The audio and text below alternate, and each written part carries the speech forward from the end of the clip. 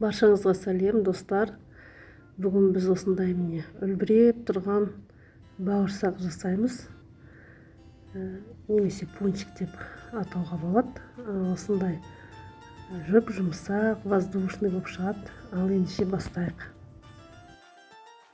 Жарты литр жылы сүтке жарты стакан жылы су қосамыз. Сосын 5 қасық, ас қасық қант және 10 грамм дрожжи қосамыз. Барлығын жақсылап тұрып осылай араластырамыз. Сосын дрожжимыз тірілсін деп, бұны 15-20 минутқа жылы жерге жауып қоямыз. Міне біздің ашытқымыз дайын. Енді осыған 2 жұмыртқа қосамыз, 2 шай қасық тұз қосамыз және ерітілген 125 грамм сары май қосамыз. Менде магазин майы. Барлығын жақсылап тұрып араластырамыз.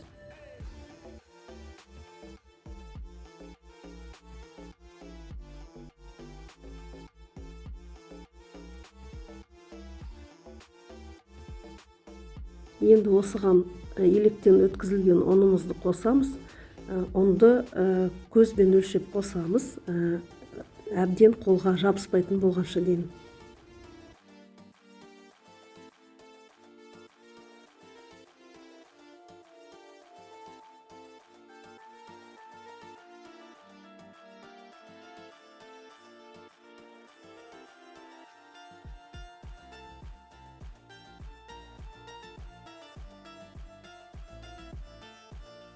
Мінеки осындай қамыр бізде дайын. Енді осыны 3 сағатқа, 2-3 сағатқа жылы жерге орап қоямыз. Біздің нанымыз көтерілді. Енді осыны 2-ге бөлеміз. Сосын нанымызды жаямыз. Нанымыздың қалыңдығын 1 сантиметр 8-9 мм немесе 1 сантиметрдай ғып жазамыз қалыңдығын. Сосын осылай стақанмен дөңгелектерді қиямыз. Нанымыз кесілгеннен кейін 10 минутқа демалтып қоямыз. Сосын қызып тұрған майға осылай екі жақты аударып пісіріп аламыз.